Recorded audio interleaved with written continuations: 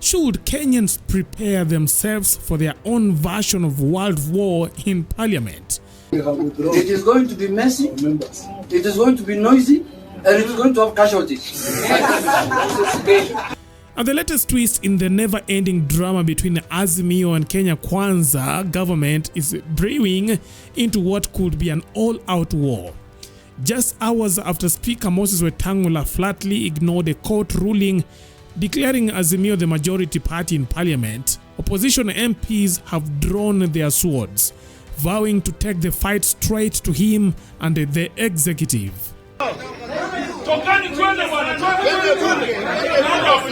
Leading the charge is Junet Mohammed, who has warned that Azimio lawmakers will disrupt parliamentary proceedings with the fury of a jilted lover.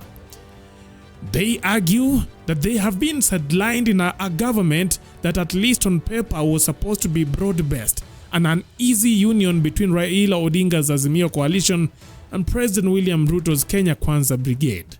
It is going to be messy, it is going to be noisy, and it is going to have casualties. It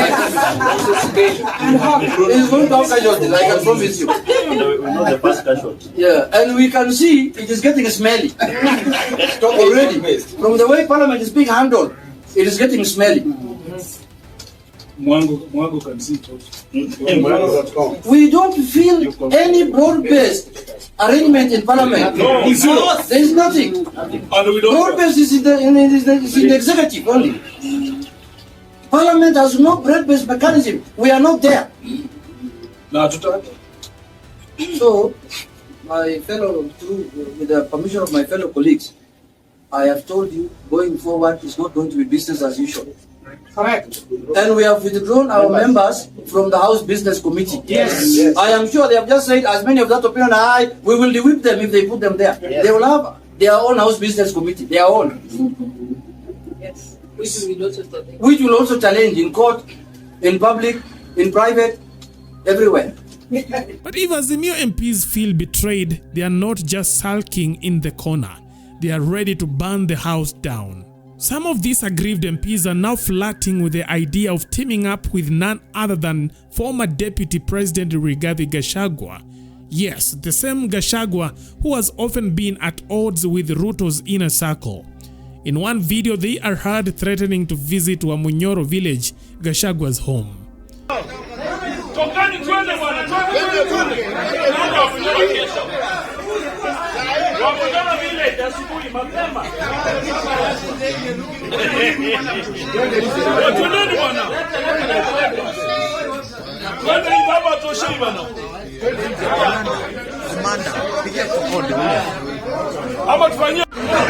I have been asked to convey to you on the floor of the House that we have withdrawn our members from the House Business Committee, Mr. Speaker. So it will be a nullity for the House to pass the membership from our side, Mr. Speaker. Now you can consider me as majority or minority, whichever way you can take. Honorable Ichungwa, Honorable Ichungwa, I call upon you to reply. Thank you, Honorable Speaker.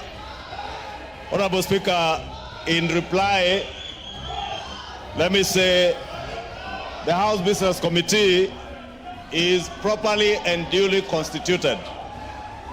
And with or without the participation of the 4 members of the Azimio coalition, the House Business Committee would sit. And Honorable Speaker, being the chair of the House Business Committee, you will be advising the House Business Committee on when to have our first sitting, hopefully after the adjournment of this House this afternoon, so that we may be able to schedule business that concerns Kenyans. Because, Honorable Speaker, what we have engaged in from yesterday does not concern the people of Kenya who have sent us to represent us in this House.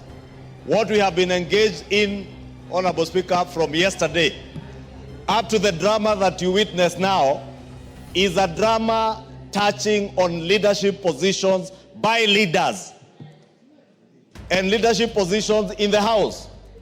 But what is more important to all of us, Honorable Speaker, is the leadership positions that have been given to us by the people of our constituencies as their representatives in the House. And that is what we should put ahead of every other consideration. Honorable Speaker, I said it yesterday. The perks of the leader of majority are similar to the perks of the leader of minority. These seats are nothing personal to anybody. Honorable Speaker, even the chairs of committees, Honorable Speaker, the small sitting allowance they get as chairs of committees do not even commensurate with the amount of work that chairs and vice chairs of committees have to put in and the amount of sacrifice that they make, Honorable Speaker. And therefore, I really want to implore on all our members, including my brothers and sisters from the Azimio coalition, to put the people that they represent ahead of their own interests as leaders and conduct the business of the House in addressing the pertinent issues that are concerning the people of Kenya today, Honorable Speaker.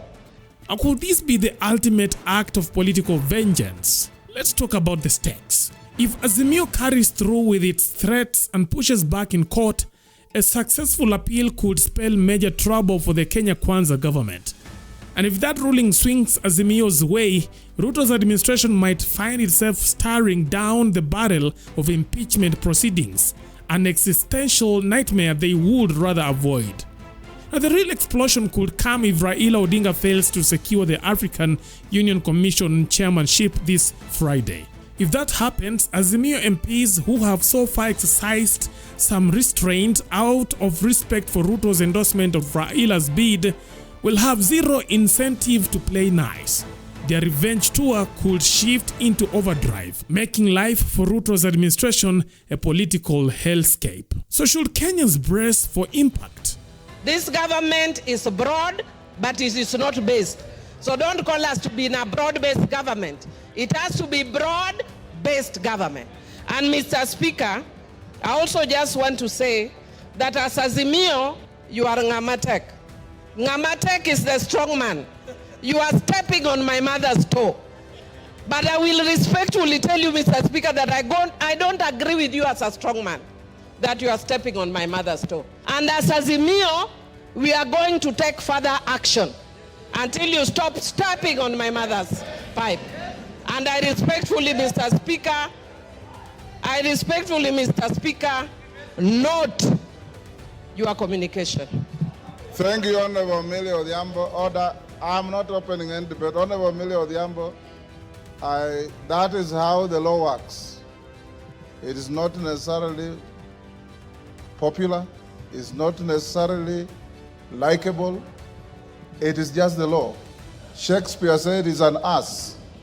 It is the law. So when you obey the law, sometimes you may step on somebody. Sometimes you may not. But the law remains the law, and in the law we trust, in our constitution we trust. Finally, I want to join all of you in wishing our patriarch, our leader, Raila Amolo Odinga, success in the election as the chair of the African Union Commission, where the first vote to be cast will be that of President William Samoei Ruto of Kenya. I have also, Honorable Millie Odhiambo, directed the majority leader and his counterpart after this ruling that in constituting committees, they should go beyond broad and base. Order. I will not open any debate. Next order.